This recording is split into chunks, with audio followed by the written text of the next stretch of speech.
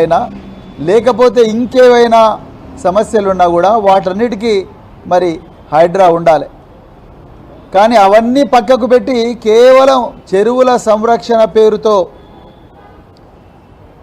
పేదవాళ్ళు ఎక్కడెక్కడైతే నివాసం ఉంటున్నారో ఆ భూములన్నింటినీ కూడా ఆ ఇళ్ళనన్నింటినీ కూడా గుర్తుపెట్టి హైకోర్టు వద్దని చెప్పినా ఆర్డర్లు వద్దని చెప్పినా మరి అక్కడికి వీళ్ళు పోయి దాన్ని నేలమట్టం చేయడం, ఆ నేలమట్టం చేసిన విధానం కూడా చూస్తే ఎంత క్రూరమైన విధంగా నేలమట్టం చేసినరాయా అంటే కోర్టులకు ఆదివారం శనివారం సెలవులు ఉంటాయి, అప్పుడు కోర్టులు పనిచేయవు కాబట్టి శుక్రవారం నాడు రాత్రి పోవడం, లేకపోతే శనివారం నాడు ఉదయం 5 గంటలకు వాళ్ళు నిద్ర లేవకముందే పేద ప్రజలు అక్కడికి బుల్డోజర్లను వేలాది మంది పోలీసులను తీసుకొని పోవడం, వాటిని మరి ఇళ్లను నేలమట్టం చేయడం. కొన్ని చోట్లయితే పిల్లలు చదువుకునే పుస్తకాలను నాశనం చేసిండ్రు.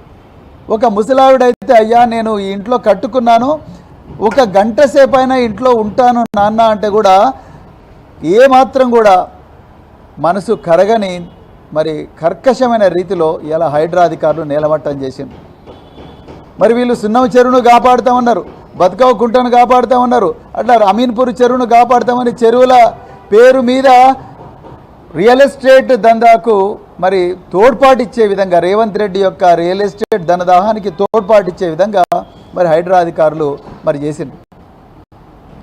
మరి అన్ని చెరువులు కాపాడుతామన్న వాళ్ళు దుర్గం చెరువు పక్కనుండే రేవంత్ రెడ్డి సోదరుడు అనుముల తిరుపతి రెడ్డి బంగ్లాను మాత్రం హైడ్రా అధికారులు వదిలేసిండ్రు. ఆయనకు మాత్రం 15 రోజులు కోర్టుకు పోయే సమయం ఇచ్చిండ్రు.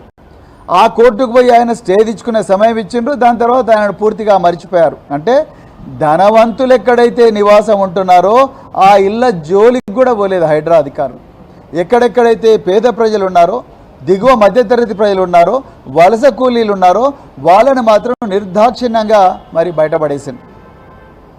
ఇంతకన్నా ఘోరం ఉంటుందా? బౌద్ధర్గూడలో అయితే 600 మంది హైడ్రా అధికారులు ఉదయమే 6 గంటలకి పోయి మా బుల్లెట్ ట్రైన్ కోసం ల్యాండ్ సెక్యూర్ చేస్తున్నామని చెప్పి బౌద్ధర్గూడకు పోయినారు. అదేవిధంగా మల్కాజ్గిరిలో లోతుకుంట దగ్గర కూడా మేడ్చల్ మల్కాజ్గిరి నియోజకవర్గం లోతుకుంట దగ్గర కూడా పోతే చివరికి గౌరవ హైకోర్టే ఈ తెలంగాణ పోలీసులతో చేత కాదు, మేము ఆర్మీ అధికారులకు ఆర్డర్ ఇస్తున్నాం, ఆర్మీ అధికారులే ఈ భూములను కాపాడాలి, హైడ్రా కమిషనర్ను అరెస్ట్ చేయాలి అని చెప్పేసి ఆర్డర్ ఇచ్చిండ్రంటే మీరు ఒక్కసారి ఆలోచించండి తెలంగాణ ప్రజలారా. మరి ఇదంతా కూడా ఎవరు చేయిస్తున్నారు? ఇవాళ రంగనాథ్ గారు, రేపు ఇంకొక అధికారి వస్తాడు, కానీ ఇక్కడ చేయిస్తున్నది ఎవరు? ఈ హైడ్రా ఎవరి డిపార్ట్మెంట్ కింద ఉంటుంది? రేవంత్ రెడ్డి గారి మున్సిపల్ అడ్మినిస్ట్రేషన్ అంటే పట్టణాభివృద్ధి మరి నగర పాలక సంస్థలు అయితే మున్సిపల్ మరియు పట్టణాభివృద్ధి శాఖ ఏదైతే ఉందో ఆ శాఖలో కీలకమైన భాగంగా ఈ హైడ్రా ఉన్నది. ఇలా రేవంత్ రెడ్డిగా ఈ హైకోర్టు ఇచ్చిన తీర్పు అనేది రేవంత్ రెడ్డికి ఒక పెద్ద చెంప దెబ్బ.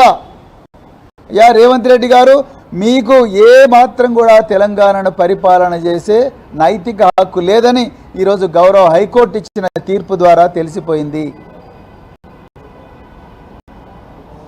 ఎవరైనా 1,00,000 మంది పోలీసులున్న ఈ రాష్ట్రంలో, అదేవిధంగా ఆ రాష్ట్రానికి హోంమంత్రి అయిన మీరు, గౌరవ హైకోర్టు ఈ స్థానిక పోలీసులు ఎవరు కూడా ఈ తెలంగాణ ధన మాన ప్రాణాలను కాపాడలేరు, అందుకొరకు ఆర్మీ అధికారులను ఆదేశించిందంటే ఇంకా మీకు ఎక్కడున్నది?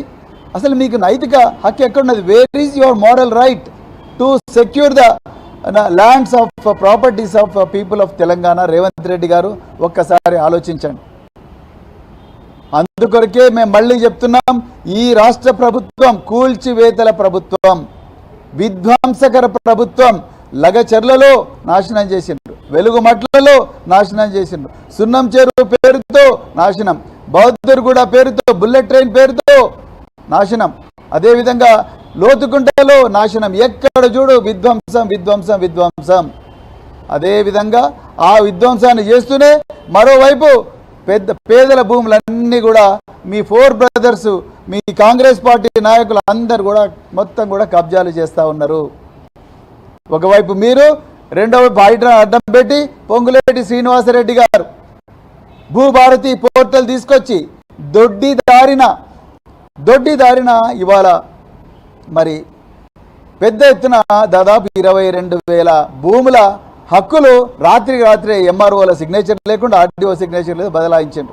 నేను అందుకొరకే తెలంగాణ ప్రభుత్వ అధికారులకు చేతులు జోడించి గతంలో పనిచేసిన మీ ప్రభుత్వ అధికారిగా మీ ఒక మరి సోదరుడిగా నేను చెప్తున్నా, దయచేసి రాజ్యాంగాన్ని పాటించండి, చట్టాన్ని పాటించండి, కోర్టులు ఇచ్చిన ఆదేశాలను దయచేసి అతిక్రమించకండి.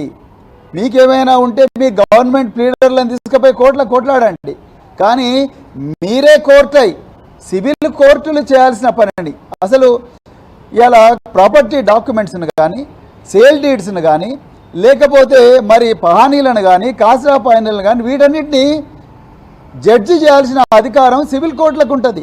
ఆ సివిల్ కోర్టులు చేయాల్సిన పని కూడా హైడ్రా అధికారులు చేయాలని చెప్పేసి ముఖ్యమంత్రి రేవంత్ రెడ్డి గారు చెప్పిందంటే ఆయన గతంలో రియల్ ఎస్టేట్ దందా చేసి ఈ స్థాయికి వచ్చిండ్రు కాబట్టి నేను ఏం చేసినా నడుస్తుంది, కబ్జాలు చేసినా నడుస్తుంది, ఏం చేసినా దొంగ డాక్యుమెంట్లు సృష్టించినా నడుస్తుంది అని చెప్పి అవే మెలకువలు మీరు హైడ్రా అధికారులకు నేర్పించిందా రేవంత్ రెడ్డి గారు?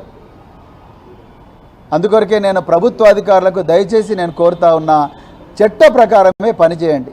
ఇవాళ రేవంత్ రెడ్డి ఉంటాడు, రేపు పోతాడు. ఇవాళ పొంగులేటి శ్రీనివాసుడు ఉంటాడు, రేపు పోతాడు. కానీ మీరు రాసే ఫైల్స్ 60